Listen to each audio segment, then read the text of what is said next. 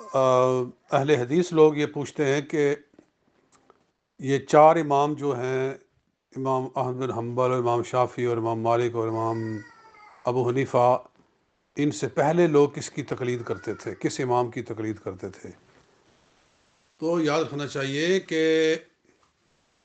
صحابہ کرام میں سے بھی بعض ایسے اہل علم تھے کہ دوسرے صحابہ ان کی پیروی کرتے تھے اور ان کے فتوے کو اپناتے تھے، اور ان کے فتوے کی موجودگی میں کسی دوسری کا فتویٰ نہیں مانتے تھے۔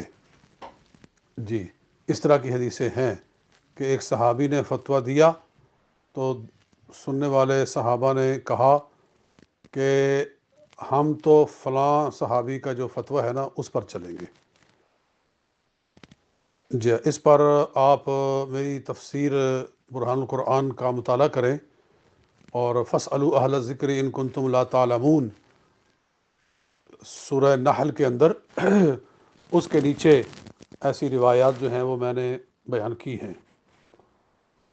تو اس کا مطلب یہ ہوا کہ بعض صحابہ کرام اپنے اجتہاد کی بنا پر اس درجے پر فائز تھے کہ صحابہ دوسرے ان کی تقلید کرتے تھے۔ تقلید کا مطلب یہ ہوتا ہے کہ ایک آدمی پہ ایسا اعتماد کر لینا کہ اس کے فتوے کو تمام دوسرے فتووں پر ترجیح دینا، اس پہ اتنا آدمی کو بھروسہ ہو اور اتنا اس پہ وہ ڈپینڈ کرنے لگے۔ تو یہ کوئی ممنوع نہیں ہے، صحابہ بھی ایسا کرتے تھے۔ اور بعد میں ہوا ایسے کہ دوسری صدی ہجری کے اندر گمراہ فرقے پیدا ہو گئے، لوگ قرآن و حدیث کا مفہوم بگاڑنے لگے، حتیٰ کہ شراب کو حلال کرنے لگے قرآن کی آیت پڑھ کر، قرآن میں سے شراب کی حلت ثابت کرنے لگے۔ جیسے وہ قرآن پاک کی آیت ہے کہ جب تم ایمان والے ہو تو پھر اس کے بعد تمہیں کسی چیز کا کھانا نقصان نہیں دیتا، جو بھی تم کھاؤ۔ تو انہوں نے اس طرح سے کر کے گمراہی پھیلانا شروع کی، اور پھر گمراہ کن نظریات شروع ہوئے، معتزلہ اور مرجیہ اور قدریہ جیسے گمراہ فرقے نکلنے لگے۔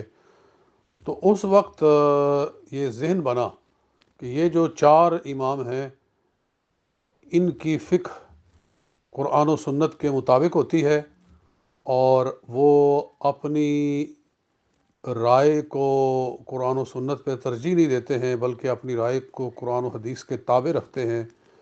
اس لیے ان میں سے کسی ایک کی تقلید کر لی جائے، کسی اور کی نہ کی جائے،